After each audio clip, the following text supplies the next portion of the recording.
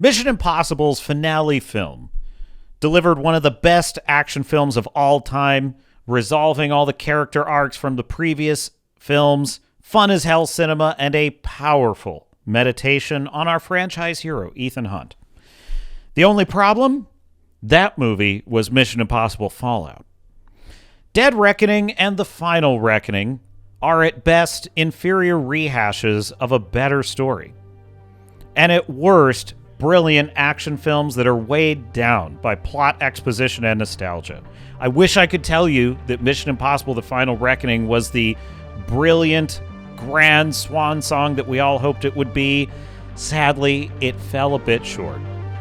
This is my spoiler review of Mission Impossible 8. I am Captain Garrett of the Swords and Starships channel, where our continuing mission is to inspire bold characters, explore beautiful fictional worlds, and truth in art. Let's roll tape.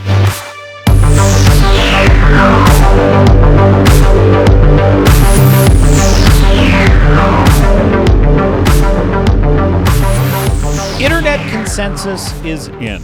The Final Reckoning is largely a disappointment for fans, and I understand a lot of that. There's a huge problem with the first act of this film. It's pretty slow, it's pretty plotting, and there's a lot of first act issues. First of all, there is just a frantic, crazy amount of editing, rushing through the setup, trying to catch the audience up on everything that happened in the previous film, racing through to the opening credits so we can get the story started. There's a ton of techno babble all over the place to try and explain the entity, which is the AI enemy that they're all up against. And they really want the entity to be this kind of Thanos Infinity Stones level threat. It's plotting the nuclear annihilation of the whole planet. Why? Well, because that's what AIs do. They just want to annihilate humanity and rule the Earth. And the constant exposition really drags things down. The other problem that's weighing down Mission Impossible: The Final Reckoning is nostalgia. The film tries to be a kind of walk down memory lane of all the great triumphs of the Mission Impossible series. I actually feel that Mission Impossible Fallout did this way better, because the reflection on things like Ethan's marriage to Julia, Ethan's constant disregard of rules and orders, these were all things that were addressed in Fallout and resolved as part of the story, as part of the dramatic tension. The titular Fallout referenced in the film is that Ethan Hunt's choice of saving his team over completing the mission is what resulted in the 3 plutonium spheres falling into the hands of the villains in the first place. And so the nostalgia served the plot, whereas in the Reckoning films, it's kind of just a greatest hits of the series, and it doesn't really work well. There's a couple of particularly wrong-footed steps here. They reveal that Jasper Briggs, played by Shea Wiggum, who is this well-meaning but misguided agent who's been chasing Ethan Hunt from, since Dead Reckoning and now into this next film. They reveal that he's actually Jim Phelps II.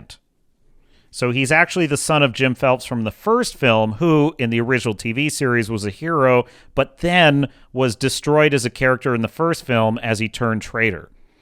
So in a way, they seem to be honoring the original character by saying his son is the real Jim Phelps, who is potentially an ally to Ethan Hunt, and is at least, if nothing else, an honorable man. It's nice, but does it really add anything to the story? Then you have this other anonymous character from the first film who's basically just the dude that got hosed when Ethan Hunt broke in and stole the knock list. He now becomes a major character in the film, and he's nice. There's some heart and soul in his story, but also, why? Did we really need to give this character a full supporting role when we've already got so much else going on? And then there's the team dynamics. The fact of the matter is, Ethan Hunt is kind of on a solo mission, and his team feels like they're dragged along. I found myself really invested in Ethan's story, which is this race against the clock to, retrieve what he needs from the sunken submarine to stop the entity from initiating total global nuclear war. There is a great ticking clock element, and that creates great tension and suspense, and I feel invested. But then we constantly have to flash over to his team, who are sort of trying to catch up to him. And a lot of the scenes with them, the action set pieces, feel obligatory. They're mostly just MacGuffin chases, and it's quite underwhelming. However, just when things look lost in this film, the break into two and the third act actually start to pay off a lot of the clunky setups that the film has been working towards. We wind up getting two of the absolutely most complex, breathtaking action sequences, not only in this franchise, but in action film history, owing in great part to the fact that Tom Cruise is a relentless, crazy thrill seeker who is constantly one-upping himself without the aid of CGI where he doesn't need it. He's really in these situations. He's really underwater. He's really up there on the plane, hanging off of it. Yes, of course, safety equipment probably, but he's there, and it does make a difference. It makes the scenes feel real, plausible. I felt totally invested. I was literally at the edge of my seat. I kept becoming aware of it as the server in my theater would walk by. I suddenly became aware of the fact that I was like grabbing the chair because it's so exciting. There's a great deal of heart in this. One thing I've always loved about these films is Ethan and the rest of his team are actual heroes who are not ashamed of themselves. Yes, they have moments of doubt. Yes, they get things wrong. Yes, there's sometimes a question of whether they have the right to make these choices for the rest of humanity. But at the end of the day, they are good people doing their best. And the fact that Ethan loves his team and is willing to risk for them, the fact that they have this ride or die loyalty, it really infuses, especially the third act of this film, with the heart and soul that it needs. And I think it was actually quite a crowd pleaser. I think the audience was really invested in the characters. You know, these films are some of the last superhero films that are filled with heart and soul. And the final action set piece with the planes was so freaking awesome that the audience applauded at the end of the film, and I loved it. And that scene is basically, in my opinion, worth the ticket price. And I would go see this movie again just to see those two action sequences. They were so awesome to watch. So the question is, why don't these two Reckoning films work? If the action set pieces are so great and the characters are so likable and lovable, why are they so wah-wah?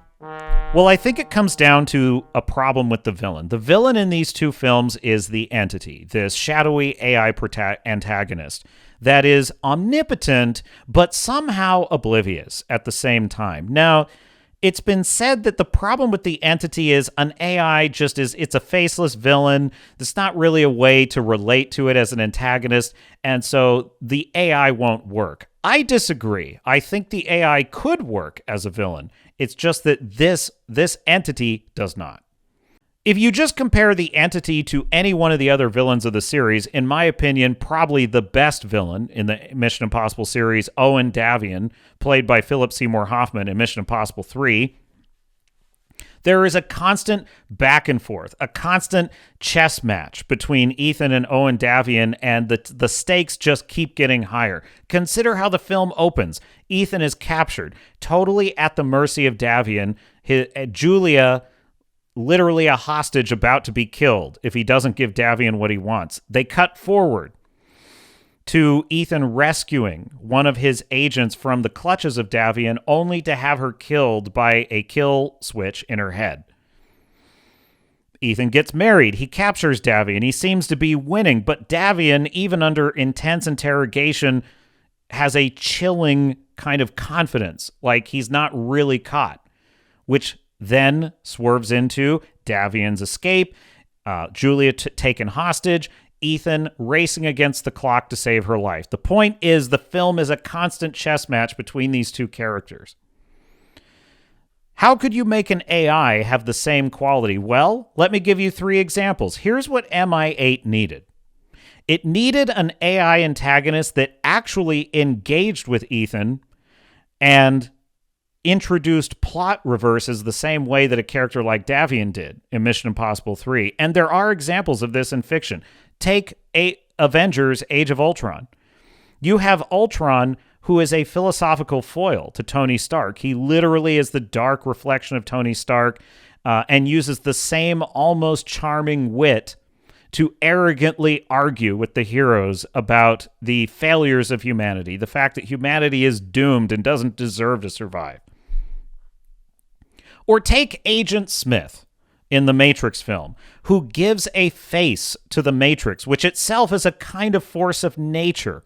But Agent Smith, literally with Morpheus in his clutches, tells him why the Matrix has a right to rule over humanity. Or how about Ava from Ex Machina, the manipulative, seductive AI that at times seems like she's our ally, but is she just telling us what we want to hear? The question of this, whether she can truly be trusted or whether she's just using our base instincts against us, makes her a really fascinating and inscrutable antagonist. But in Mission Impossible, The Final Reckoning, what did we get? We got a sort of godlike, faceless algorithm with no personality, no challenge for our hero, and no philosophical debate whatsoever. It didn't have to be this way. This could have worked. It just didn't. So listen, I respect Mission Impossible, The Final Reckoning, and I certainly respect Tom Cruise's professionalism, their really ambitious attempt to create the sort of endgame Infinity War conclusion of the Mission Impossible story. And I certainly appreciate that their only goal is to entertain and please their audience, and they did to some extent in the film.